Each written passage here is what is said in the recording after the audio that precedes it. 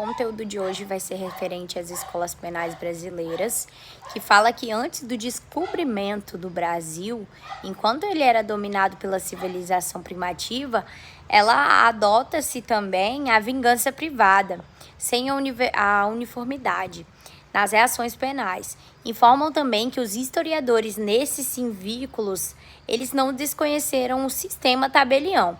Então, assim, gente, ainda que empiricamente, sem qualquer fonte da teoria, né, eles se desampararam. Como é que foi isso?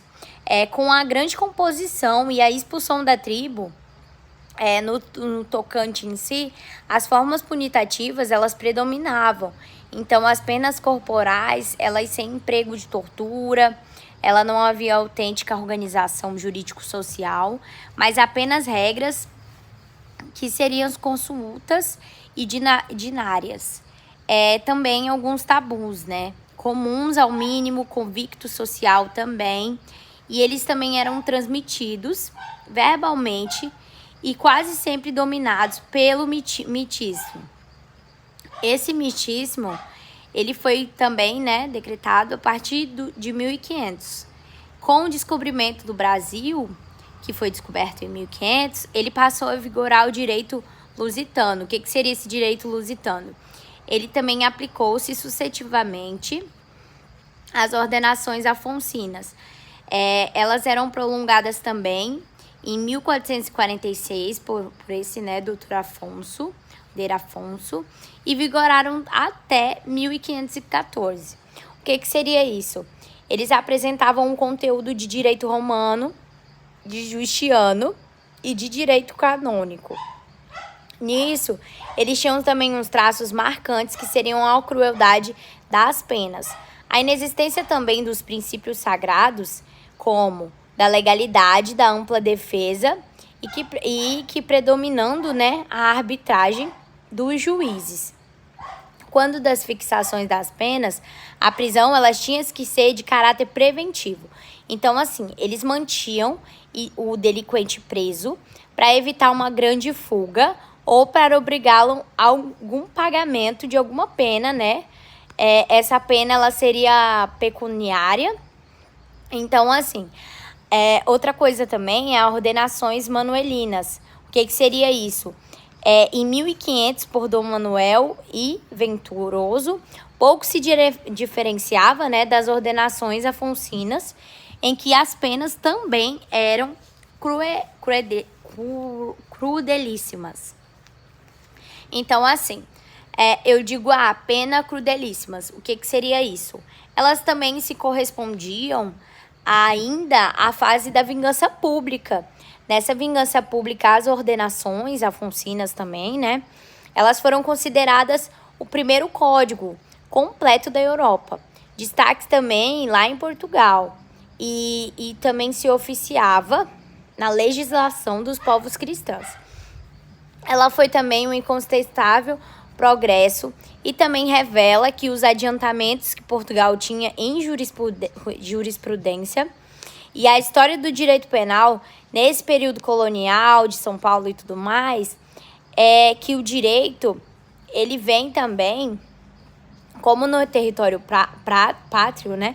Existiam também outras dominações, então elas eram dominadas também por capitâneas hereditárias. O direito também era aplicado, né, pelos respectivos donatórios e datadas também em 1603. E em razão desse Felipe II, eles substituíram, né, até o ano de 1830 e mantiveram também as características das ordenações anteriores, apenas cruéis e desproporcionais. Nisso tudo que eu tenho para falar para vocês é que os julgadores, eles das inexistências do princípio da legalidade e da defesa. A matéria também penal, ela vai regulamentada, né? E ela foi também em todo esse ordenamento que Tiradentes foi executado. Então, estendendo as consequências penais do seu comportamento também aos seus descendentes, ela não respeitava os princípios da personalidade da pena, ficando em árbitro do julgador. Nisso, a escolha da sanção penal a ser aplicada, bem como se quer também, ela tinha o delinquente, o direito de defesa e predominava a desigualdade de classes. Em relação ao tratamento punitivo de fidalgos, cavaleiros, escravos, marcados também pela fase da vingança. Nisso, a vingança pública, de todos que eles se orientavam no sentido de uma ampla e generalizada criminalização. Nisso, essas criminalizações, elas seriam com severas punições em si, as quais elas obtiveram o infultor, o temor pela punição. Nisso também, além dela predominar toda essa morte, essa pena de morte, tinha algumas coisas também que eram usadas, que também eram as outras sanções bárbaras e infamantes, como açoite, a amputação dos membros, o confisco dos bens, né, as galhes que eram aplicadas como a comutação da pena de morte ou em grau mínimo para os crimes de perjuro. A pirataria também, ou de ofensa física, que também seria imparável, na qual o resultado a legião ou deformidade, que também os punidos pelas galas deviam andar de calceta no pé, né, e corrente de ferro. Além disso também, que eu tenho para falar para vocês, eles eram obrigados a fazer uns trabalhos públicos. Nesses trabalhos públicos, e ao degredo, ele consiste também na fixação da residência local. Então, assim, determinado por toda aquela sentença. Já no período republicano, com o advento da República, o João Batista Pereira, ele foi encarregado de elaborar um projeto de Código Penal. Então, assim, esse projeto ele restou de ser aprovado e publicado em 1890 e antes, portanto, da Constituição de 1891.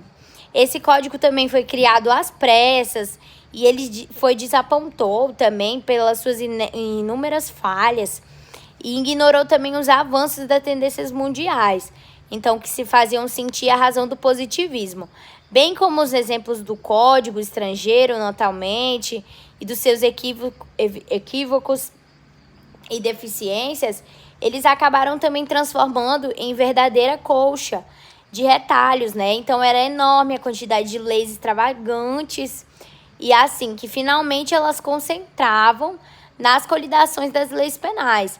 Nisso, elas foi promulgada em 1932.